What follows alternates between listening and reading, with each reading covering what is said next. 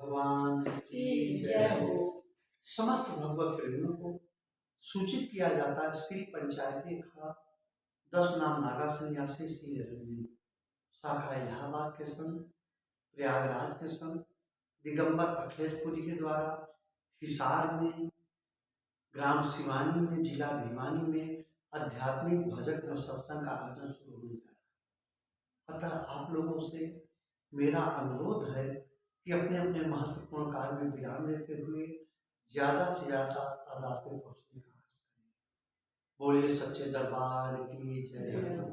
ये भजन के माध्यम से अरे जब तलक जिंदगी है फुर्सत न होगी काम से, कुछ समय ऐसा निकालो प्रेम कर लो श्री राम से। जब तक जीवन है समय नहीं मिलेगा भगवान के नाम का, इसे थोड़ा समय निकाल करके भगवान का साधना सुनना सत्संग करना होता है। तो हम वचन गाते हैं। छोड़ कर जग का पसारा दो घड़ी, जपन सीता राम प्यारे दो घड़ी।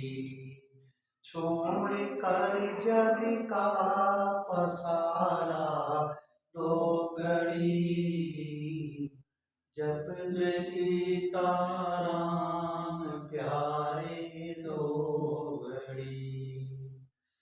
दम बदम हम दम पे रखना, दम बदम हम दम पे रखना, जुस्तजू वक्त मत खोना, अकारत दो घड़ी। जपन सीता राम प्यारे दो घड़ी। छोड़ कर जग का पसारा दो घड़ी, जपन सीता राम प्यारे दो घड़ी।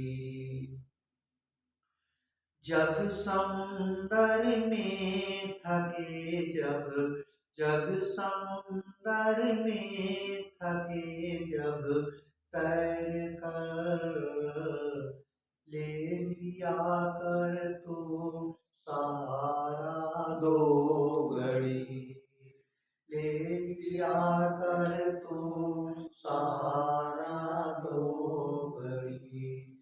जपन सीता राम प्यारे दो घड़ी। छोड़ कर जग का पसारा दो घड़ी, जपन सीता राम प्यारे दो घड़ी। दो घड़ी में पापी मन डुल जाएगा, दो घड़ी में पापी मन डुल जाएगा। सच्चे दिल से जो पुकारे दो घड़ी, जपन सीता राम प्यारे दो घड़ी। रात दिन खोया है यूं ही, रात दिन खोया है यूं ही, वक्त क्यों कौड़ी बदले तोड़ दी मुक्ति नहीं, कौड़ी बदले तोड़ दी मुक्ति नहीं। जपन सीता राम प्यारे दो घड़ी। छोड़ कर जग का पसारा दो घड़ी, जपन सीता राम प्यारे दो घड़ी। पसारा माने काम, संसार के काम से कभी छुट्टी नहीं मिलेगा। तो सुबह शाम 2 घंटा भगवान के नाम का सुमिरन करो, नाम सदगुरु से दीक्षा लेकर के करिए, सारे काम बन जाएंगे। कौड़ी बदले तोड़ दे मुक्ति नहीं, कि धन से मुक्ति नहीं मिलेगा। समय धरोहर के रूप में दिया गया है। समय बहुत कीमती है। जो आज समय बीत जाएगा और तुम्हारे जीवन में नहीं आएगा। समय धरोहर के रूप में दिया गया है। समय का सदुपयोग करो। वही समय सार्थक है जिस समय नाम का सुमिरन करते हैं, सत्संग करते हैं। बाकी समय फालतू जा रहा है। इसलिए साधना सत्संग रोज करते रहिए। यहीं पर वाणियों पर विराम देते हैं। हाँ भैया जी का कुछ प्रश्न था, पूछ लीजिए। महाराज जी मेरे 4-5 प्रश्न हैं। पीपल की पूजा क्यों होती है? बहुत अच्छा प्रश्न है। पीपल की पूजा करना कोई गुनाह नहीं, करना चाहिए। हमारे संत वैज्ञानिक थे। क्यों करते हैं इस कारण को समझिए। पीपल एक ऐसा वृक्ष है जो हर समय ऑक्सीजन देता है और कार्बन डाइऑक्साइड खींचते हैं। पीपल एक ऐसा वृक्ष है हर समय ऑक्सीजन देता है। मनुष्य के लिए ऑक्सीजन बहुत ही जरूरत है। वहां जाओगे, एक लोटा जल चढ़ाओगे, पीपल हरा भरा रहेगा, आपको ऑक्सीजन मिलेगा, आप स्वस्थ रहेंगे, भजन कर पाएंगे। ठीक, संतों ने इसको धर्म में जोड़ दिया, उसमें कारण है। लेकिन कहा है करना कोई गुनाह नहीं है, समझना है, परंपरा को चलने दीजिए, कायम रखिए। सारा संसार पीपल का वृक्ष है। इस भगवान ने कहा मैं उस वृक्ष में निवास करता हूँ, अर्थात पीपल में। लोग पीपल को पकड़ पड़ गए। अब इधर कह रहे हैं ईश्वर सर्वभूतानाम, ईश्वर सर्वभूतानाम हृदय से अर्जुन तिष्ठति भ्राम्यन् सर्वभूतानि यंत्राद्। वह ईश्वर संपूर्ण भूत प्राणियों के अंदर विराजमान है। इतना नजदीक है तो लोग जानते क्यों नहीं? माया रूपी यंत्र में आरूढ़ होकर लोग भ्रम और चक्कर लगाते हैं। यह यंत्र बड़ा बाधक है जो बार बार नश्वर कलयुगों में घुमाता फिरता रहता है। ठीक, हाँ जानकारी नहीं है तो मंदिर मस्जिद पीपल की पूजा कोई गुनाह नहीं है। जब जानकारी हो जाए तो शोध की स्थली आपकी शरीर है, इसी में शोध करिए। ठीक, तो सारा संसार, कृष्ण भगवान ने बस इतना ही कहा था, सारा संसार पीपल का वृक्ष है जिसकी धड़ ऊपर शाखा नीचे, अर्थात मानव के अंदर में विराजमान। समझ गए? शोध की स्थिति है। आप ध्यान की प्रक्रिया करेंगे, भगवान प्रकट हो जाएंगे। समझ गए? लेकिन ध्यान एक सनातन प्रक्रिया है। बाहरी नेत्रों को बंद करना ध्यान नहीं, अपितु दिव्य नेत्रों का खुल जाना ध्यान की प्रक्रिया का नाम है। किसी तत्वदर्शी महापुरुष के द्वारा आपका तीसरी नेत्र खोला गया, ध्यान लगेगा, टीवी चालू हो जाएगा, अन्यथा ध्यान लगेगा नहीं। कुछ लोग अपने ध्यान लगाते हैं, फोन करते हैं तो ध्यान लग नहीं सकता। इसलिए गुरु के पास जाना जरूरी है। श्री गुरु पद नख मन गन ज्योति सुमिरत दिव्य दृष्टि, तो गुरु ही होता है। और क्या प्रश्न है? अगला प्रश्न है महाराज जी मेरा, सूर्य भगवान को जल क्यों चढ़ाते? बहुत अच्छी बात है। सूर्य को जल चढ़ाना कोई गुनाह नहीं। हमारे संत हमने बताया वैज्ञानिक थे। एक बार गुरु नानक देव जी अमेरिका जा रहे थे धर्म का प्रचार प्रसार करने। वहां देखा लोग 4 बजे ब्रह्मवेला में सूर्य को जल दे रहे थे, सूर्य भगवान को, जबकि सूर्य भगवान उगे नहीं थे। उन्होंने कहा और सोचा कि डायरेक्ट समझाएंगे समझ नहीं पाएंगे। वो भी स्नान किए और भी सूर्य की तरफ पीछा करके, सूर्य उगाया था, पीछा करके देखने लगे। लोग हैरान होकर हंसने लगे। अरे लिबास तो फकीरों वाला, ये किसको जल दे रहे हैं? सूर्य की तरफ पीछा करके जाके पूछे महाराज आप किसको जल दे रहे हो? कहा तुम लोग किसको दे रहे थे? कहा मैं सूर्य को जल दे रहा था। रिश्तियों ने बताया। उन्होंने कहा मैं अपने खेत में जल दे रहा हूँ। कहा खेत कितना दूर है? कहा 400 किलोमीटर। हंसने लगे सब। खेत में चला जाएगा। कहा जब तुम्हारा जल सूर्य तक पहुंच जाएगा, हमारा खेत में क्यों नहीं जाएगा? तो सूर्य की जल देना एक अच्छी बात है, लेकिन जब सूर्य भगवान उग आए तब नहीं 4 बजे 3 बजे जल दे दिया, ऐसा नहीं है। सूर्य उगाया, संत वैज्ञानिक थे, जब आप खड़े होकर जल डालेंगे उसमें से किरण निकलता है। हमारे शरीर में ऐसे कीटाणु है जो उसको आप देख नहीं सकते। सारे कीटाणु विनष्ट हो जाएंगे और आप स्वस्थ रहेंगे, साधना कर पाएंगे। असला सूर्य सूरा का प्रतीक, सबस परमात्मा का स्वरूप इसमें समाया हुआ है।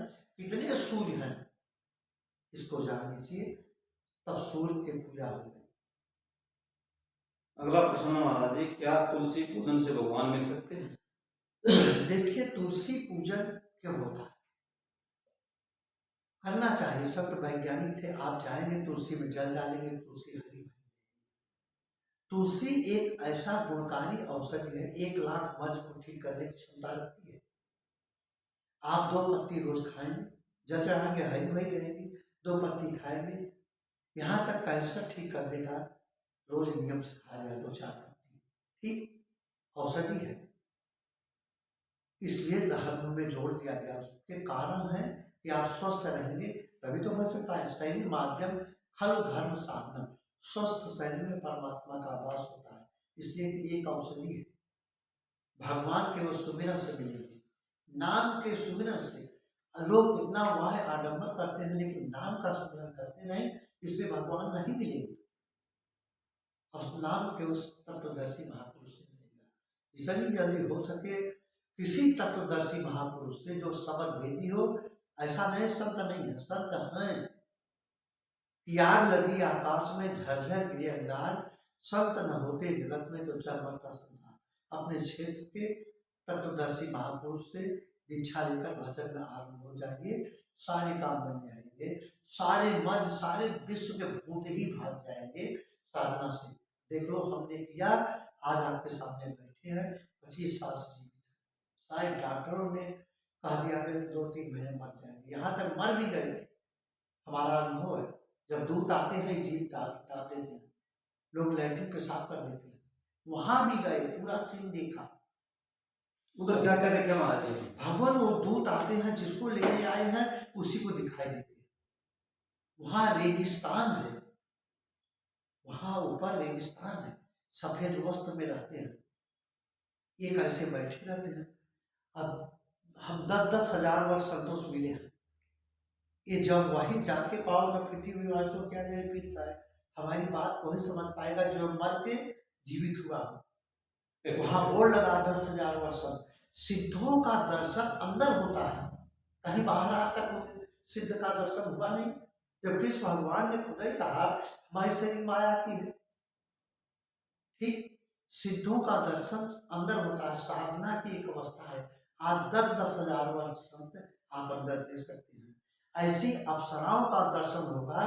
एक योगी का सैकड़ों कामों की स्त्रियां योग को फेल कर सकती, फेल नहीं कर सकती। इतना परमानंद है अंदर। हम ज्यादा पढ़े लिखे नहीं, जिसकी हम अपने शब्दों के माध्यम से इसका बखान कर दें, ठीक। इतना परम आनंद पाया इस साधना में।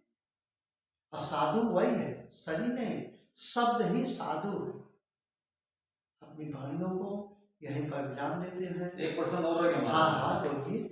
सत्यनारायण कथा क्या है? बहुत अच्छी बात है। देखो पंडित जी आते हैं, लोग सत्यनारायण की कथा पहले हम भी सुनते थे। सत्यनारायण क्या है? सत्य क्या है? नाम।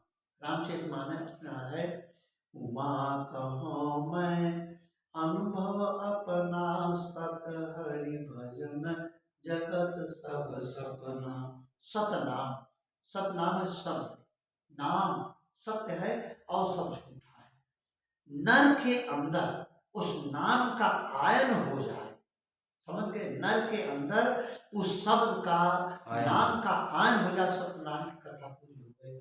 आजकल के जो पंडित जी कथा सुनाते हैं कि कौन से कलावती ने सुना उसका पति मिल गया, कौन सा कथा लकड़हारा ने सुना उसका पुत्र मिल गया, ये कहानियां हैं, समझ के। नाम का आयन ही सत्यनारायण की कथा हो गई। आपके अंदर किसी तत्वदर्शी महापुरुष के द्वारा नाम का ज्ञान हो गया और लग गए साधना में।